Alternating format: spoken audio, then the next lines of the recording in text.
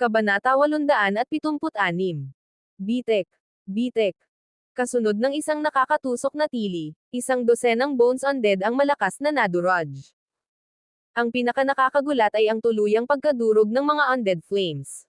Ang gayong kamangha-manghang hakbang ay agad na nakakuha ng atensyon ng maraming tao.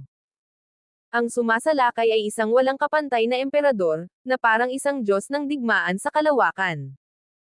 Habang siya ay tumatapak sa lupa, ang mga guhit ng enerhiya ay marahas na natanggal. May impresyon si Zephyr tungkol sa taong ito. Isa siyang disipulo ng Fire Cloud Sect at ang master ng akademya ng mga disipulo ng Fire Cloud Sect, at isa rin sa mga disipulong nasa antas ng emperador. Nakaramdam si Zephyr ng isang napakagandang uri ng focus. Malinaw na naunawaan niya ang isang uri ng martial arts na focus realm, na hindi maaaring maliitin.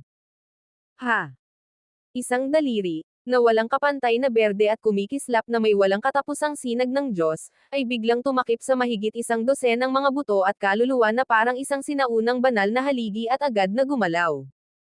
Boom! Hinati ng daliring ito ang langit at lupa, hindi mapigilan. Si Sikong Jiuzi, na tinaguri ang pinakamalakas na disipulo sa antas ng hari, ay pinili ring umatake. Habang ginagawa ng mga eksperto ang kanilang mga hakbang, lahat ay naging kumpiyansa. Di nagtagal, mahigit kalahati ng daan-daang bone undead ang napatay. Sa oras na ito, isang matinis na sigaw na tila minasama ang loob ang biglang lumabas. Sa sumunod na sandali, ang sigaw ay tila nakatanggap ng sunod-sunod na reaksyon at mabilis na kumalat. Sa loob lamang ng isang iglap, mahigit isang dosenang disipulo ang napatay. Sa kanila, maraming level 9 agility experts, at karamihan sa kanila ay kalahating hakbang patungo sa espiritu. Buzz! Isa na namang nakakapangilabot na sigaw ang narinig, at habang lumilipad palayo ang dugo sa katawan ng disipulo, nakita ng lahat ang nangyayari. Isa itong malaking kalansay na parang patay na halos kasing taas ng 2 tao. May malalaking pakpak na may puting buto sa likod nito. Bagamat pataas at pababa ang mga pakpak nito, imposibleng lumipad ito, habang kumakaway ito ay para bang may mga hawak na matatalas na espada. Ang kakilakilabot na talas ay lubhang nakakagulat. Sa mga kuko ng kalaban na may buto, mayroong isang kalaw-angin at karit na espada. Mukhang nakakatakot ito. Hindi man lang napigilan ng eksperto ang isa sa kanyang mga galaw. Diretso siyang nahati ng matalas na talim ng karit, at agad na nagkalat ang dugo. Isa itong piling bone undead. Mag-ingat ka, nakakagulat na napakabilis ng lalaking ito. Kasunod ng paglitaw nito, may agad na nagpakawala ng malakas na ungol. Sa sandaling ito lamang natuklasan ng lahat na kahit na napatay na nila ang karamihan sa mga bone undead, ang napakalaking bone undead ay hindi namamalayang lumitaw dito ng paisa-isa. Maliwanag, sila ang mga piling tao sa bone undead, habang ang mga bone undead kanina ay malinaw na pawang mga kanyan lamang. Mamatay ka! Mga pakpak ng Diyos! Sa tulong ng kapangyarihan ng liwanag, si Duang Kongchen, na nagtataglay ng dugong lingkod Diyos, ay kumikislap ang mga pakpak sa kanyang likod. Kahit na ang mga buto at undead na ito ay napakalakas at hindi mapapatay maliban kung ang apoy ng mga undead na ito ay ikalat, maaari pa rin niya silang talunin sa tulong ng kapangyarihan ng liwanag. Ghost Dancing Whip. Isang itim na anino, na may hawak na pilak puting mahabang latigo, ang biglang lumipad pataas. Bigla, hindi mabilang na mahahabang anino ng latigo ang mabilis na nabuo sa loob ng radius na 12 dosenang metro. Ang mga anino na ito ay nagtipon-tipon ng ligaw, na bumubuo ng isang malaking harang upang protektahan siya. Kabanata 877.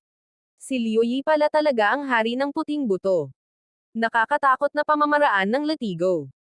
Ang mahabang latigo na kulay pilak at puti, sunod-sunod, ay gawa sa kakaibang puting mga buto. Kapag iwinagayway ito, lumilikha ito ng matinis na tunog. Kahit sa ilalim ng dagat, malinaw na may naririnig na kakaiba. Malinaw na ang mahabang latigo na puti at buto ay may mapanirang epekto sa kaluluwa. Si Liu Yi ay isang disipulo ng Ghost Shadow Sect at isa ring eksperto sa antas ng hari. Ang kanyang reputasyon ay malinaw na mas malakas kaysa sa kanyang mga kasamahan. Gayunpaman, Habang gumagalaw siya, biglang gamulong ang mahabang latigo sa kanyang kamay. Sa isang iglap, isang kakaibang pagbabago ang mabilis na lumabas, at pagkatapos ay biglang nawala ang kanyang anyo. Buzz! Kumislap ang mga mata ni Zephyr na parang sinag ng Diyos. Pag-iwas ni Liu Yi, isang napakalaking kalansay na undead ang agad na sumugod sa kanya. Ang apoy ng undead sa mga mata ng kabilang panig ay kumislap ng ligaw, na parang napukaw ng aura ng buhay ni Zephyr ang interes nito. Mag-ingat ka. Masyadong mabilis ang bilis ng kabilang panig. Sa sandaling ito, ginagawa ng lahat ang kanilang makakaya upang labanan. Matapos makita ang malaking kalansay na ito, hindi napigilan ng mga disipulo na may magandang relasyon kay Zephyr ang sumigaw bilang babala. Swoosh! Hindi maiwasan ng mga eksperto tulad ni na Jindy, Duan Kongchen, ang Cloud Sky Floating, at Yun Tianjing na tumingin sa direksyon ni Zephyr. Gayunpaman, ang liwanag sa kanilang mga mata ay walang kapantay na malamig at may dalang isang uri ng pag-asam. Emph! Ngumisi si Zephyr sa kanyang puso. Habang naglilibot ang isip, sumulyap siya sa isang figurine na may hawak na puting latigo na may buto. Magwala ka. Ang boses ay ipinadala. Sa isang iglap, kumurap ang espasyo sa pagitan ng kanyang mga kilay. Isang sinag ng lilang liwanag ang kumalat. Sa ilalim ng nagtatakang tingin ng karamihan, dahan-daang bumagsak ang piling bone undead. Buzz! Bahagyang gumalaw ang daliri ni Zephyr nang walang iniwang bakas. Agad-agad, isang piraso ng undead flame ang mabilis na hinawakan sa kanyang kamay. Buzz! Bago pa man ito makita ng mga ordinaryong tao, ang daloy ng undead flames na ito ay mabilis nang nasipsip sa katawan ni Zephyr. Para sa mga ordinaryong tao, ang undead flame ay maaaring walang silbi. Total, ito ay ang Fire of Life of the Undead, na may dalang walang katapusang masamang espiritu. Kapag nasipsip na ito, aabutin ng napakatagal na panahon bago ito mapino. Mas maliit pa ang posibilidad na mabulok at mawala ang isang tao nang higit pa sa makukuha niya. Gayunpaman, si Zephyr ay may proteksyon at suporta mula sa Evil Breaking Eye. Ang mga nakamamatay na katangian ng undead flame ay walang epekto sa kanya. Nang mapino ang undead flame sa isang iglap, isang manipis na malamig na kapangyarihan ang mabilis na dumaloy sa kaluluwa. Sa isang iglap, naramdaman ni Zephyr na bahagyang bumuti ang kanyang spirit energy at evil breaking eye. Tama na, kapaki-pakinabang sa akin ang undead flame na ito. Habang nag-iisip, muling naisip ni Zephyr ang piling espirito ng kalansay na ito. Ngayon lang, nang biglang sumulpot si Liu Yi, ang espiritu ng kalansay na ito ay sumugod palapit. Tila nagkataon lang ang lahat ng ito, at ang mahabang latigo ni Liu Yi ay malinaw na marahas na hinayla patungo sa espiritu ng kalansay. Ang lalaking ito. Bahagyang naninangkit ang mga mata ni Zephyr, at may mga hula na siya. Habang hinihigop ni Zephyr ang undead flame, nagsimulang magbago ang ekspresyon ng mga nakapalibot na tao. Dahil sa kanilang kapangyarihan, natural nilang masasabi kung gaano kadaling nakaharap ni Zephyr ang isang elite level na undead. Ang isang ordinaryong bone undead ay maihahambing sa isang eksperto sa Leviathan na agility, habang ang isang piling bone undead ay katumbas ng isang half-step ng spirit. Kabanata 878. Lalo na itong nangyari para sa kalansay na undead na ito. Para itong may katawang walang kamatayan. Sa pamamagitan lamang ng ganap na pagpunit sa apoy ng kaluluwa ng kabilang panig ay mapapatay ito. Kung hindi, mapapagana rin nito ang lakas ng kalansay na undead ng kabilang panig. Isang galaw lang. Bahagyang naninangkit ang mga mata ni Duan Kongchen, at ang pagpatay sa kanyang puso ay lalong naging halata. Gayunpaman, hindi siya makagalaw sa oras na ito. Zephyr, kahit pa mayroon kang lahat ng uri ng sikreto, kailangan mong mamatay sa Immortal Secret Land na ito. Gamit ang malamig na mga mata, tumingin si Duan Kongchen kina Erin Rhodes at Lei Yan. Humph! Erin Rhodes, hindi ka ba mayabang? Hindi ka ba naaasar na kausapin ako? Pagkatapos nating makatawid sa dagat na ito, tiyak na makakahanap ako ng pagkakataon para hulihin ka. At si Lei Yan na iyon. Habang pinagmamasdan niya ang mainit at pinong katawan ni Lei Yan, isang bakas ng galit ang biglang lumitaw sa puso ni Duan Kongchen. Para bang may naisip siya sa kanyang puso. Isang kakaibang ngiti ang biglang lumitaw sa kanyang mukha. Mamatay. Kinontrol ng Wild Lion ng Fighting God Palace ang Endless Ocean Palm at iwinagayway ito na parang kamay ng isang Diyos. Hinalo nito ang tubig dagat sa paligid nito at ginawa itong pinong pulbos. Sina si Kung Jiuzi, ang inapo ng Fire Cloud sect na si Duan Kung Chen, Jindi, at ang iba pa ay pinakawalan ang kanilang makapangyarihang lakas upang agad na paksain ang mga kalansay na undead. Sa kabilang banda, tahimik na sinimulang higupin ni Zephyr ang lumulutang na undead flame sa kanyang katawan, na nagpapalusog sa kanyang enerhiyang espiritu. Basag. Damaloy ang purong enerhiya sa kanyang katawan. Habang pinapakain niya ang kanyang katawan, tila may mga manipis na pagsabog na lumilitaw sa paligid ng kanyang kaluluwa. Napuno ng malamig na hangin ang isipan ni Zephyr.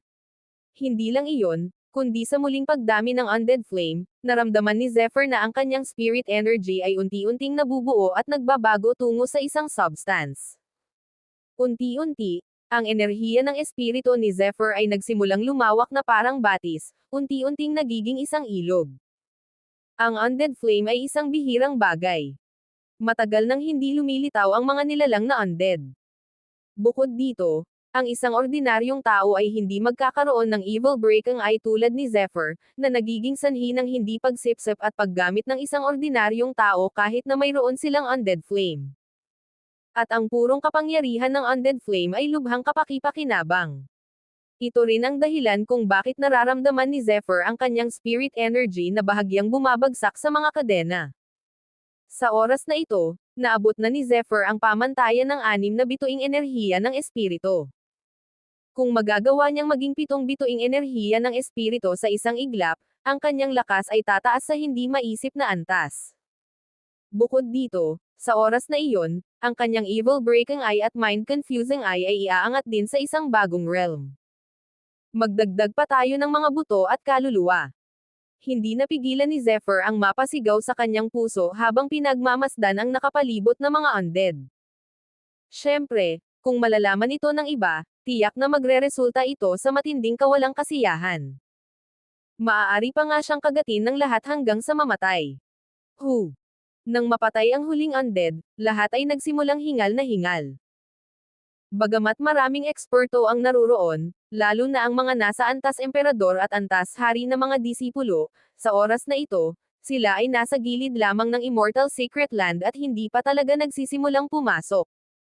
Walang gustong ilantad ang kanilang tunay na lakas ng maaga. Ganito nga ang nangyari. Sa kaisipang may kanya-kanyang plano ang bawat isa sa kanila, naging mahirap ang labanan. Kabanata 879.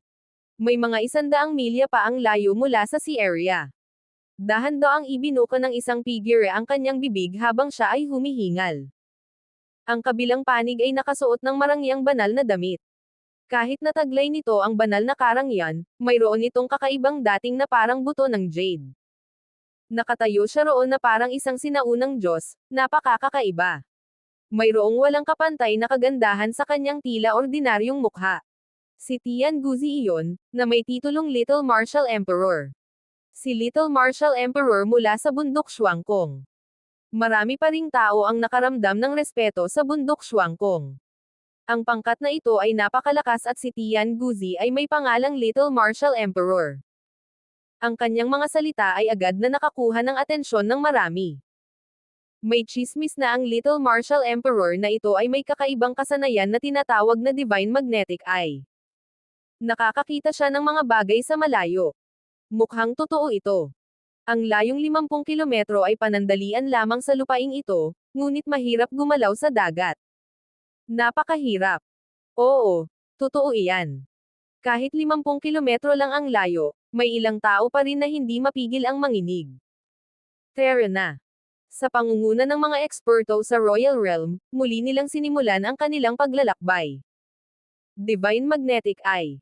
Si Zephyr, na nakasunod sa karamihan, ay may bahid ng kuryosidad sa kanyang mga mata. Ang kanyang evil breaking eye ay nakakakita sa layong 12-dosenang milya gamit ang kuryente nito, ngunit imposibleng maabot nito ang layong 50 kilometro.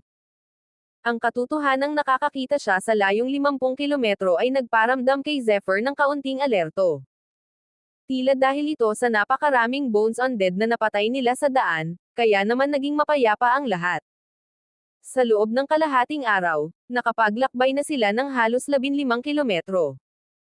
Maliban sa pagkakasalubong ng ilang malalaking skeleton creatures, wala nang ibang balakid. Lumipas ang oras.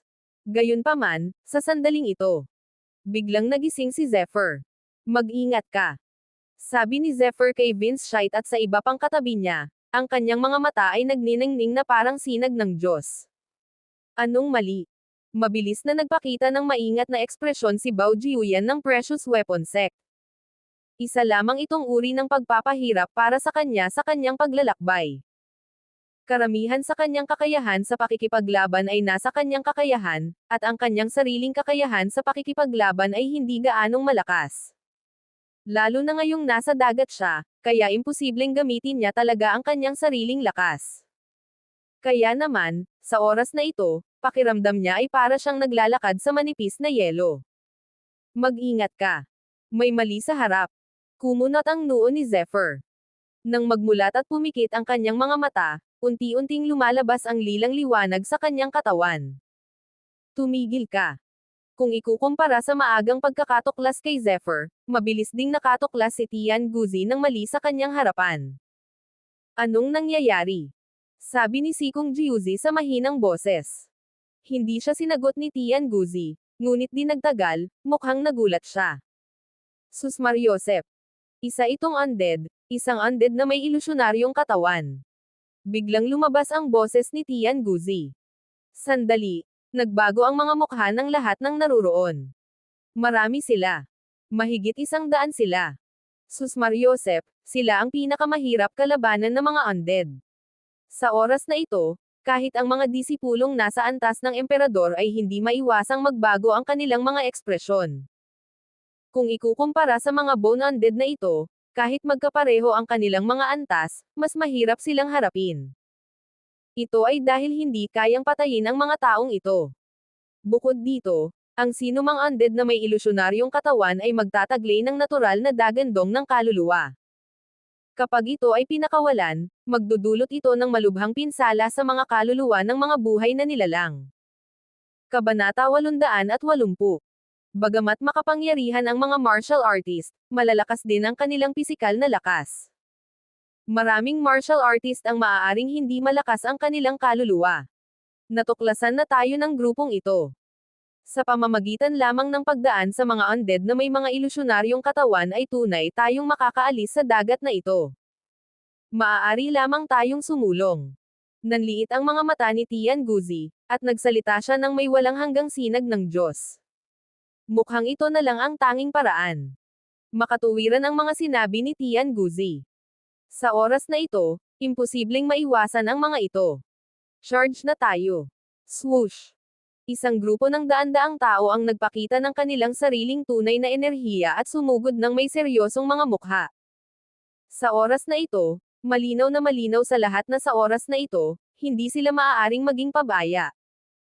Anumang bakas ng kapabayaan ay magdudulot sa kanila ng pagkahulog sa isang lupain ng walang hanggang kapahamakan.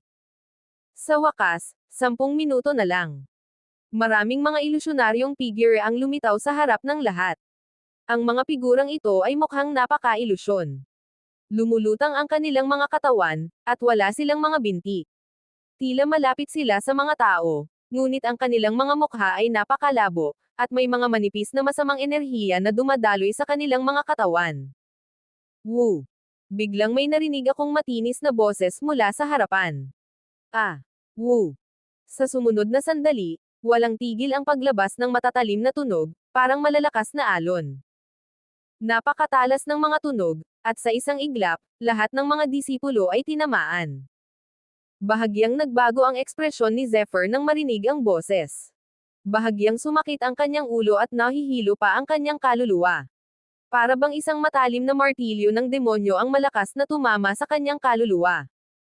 Ngunit sa sumunod na sandali, mabilis na kumalat ang kapangyarihan ng Evil Breaking Eye, at ang pakiramdam na ito ay agad na naglaho. Tumingin-tingin sa paligid. Sa sandaling ito, Maraming disipulo ang nagtakip ng kanilang mga ulo at sumigaw ng malungkot. Malinaw na hindi nila matiis ang paghihirap ng kanilang mga kaluluwa. Karamihan sa mga kaluluwa ay nawasak na, at baka sa kanyang mukha ang kawalan ng pag-asa. Malinaw na ito ay sanhi ng hindi kumpletong kalagayan ng kaluluwa. Swoosh! Ikinumpas niya ang kanyang kamay. Mabilis na binalot ng kapangyarihan ng Evil Breaking Eye ang lahat ng nakapaligid sa kanya. Sandaling-sandali, biglang kumalma ang lahat ng nakapaligid kay Zephyr. Sisingilan. Sa harap ng mga undead na may ilusyonaryong katawan, ang lahat ay patuloy na sumugod. Mabuti na lang at ang mga undead na may ilusyonaryong katawan ay nagtataglay lamang ng isang malakas na mapanirang kapangyarihan sa kanilang mga kaluluwa. Ang natitirang husay sa pakikipaglaban ay hindi kahanga-hanga. Kaya naman, ang lahat ay pilit na lumaban at sumugod. Pagkatapos, ang mga undead na may ilusyonaryong katawan ay unti-unting nalampasan nila. Sa unahan. Lupa yan. Pagkatapos ng hindi malamang tagal ng panahon, may biglang sumigaw ng malakas. Sa oras na ito, biglang nanginig ang katawan ni Zephyr. Isang malakas na puwersa ang biglang lumabas at agad na bumalot sa katawan ni Zephyr. Ito ay isang figure ng isang mahaba at puting latigo na may buto. Swoosh! Ang latigong ito ay mabangis at mapanlinlang. Agad nitong sinunggaban si Zephyr na parang isang malaking sawa. Bang! Nagkakabit-kabit ang katawan ni Zephyr. Emph! Hindi mahulaan ang mga atake at may kahanga-hangang kilos. Nang matagpuan siya ni Zephyr, marahas na kinaladkad pabalik ang kanyang katawan. Woo! Kahit ilang dosenang metro lamang ang layo nito, ang ilusyonadong undead, na humahabol sa karamihan, ay agad na sumugod palapit.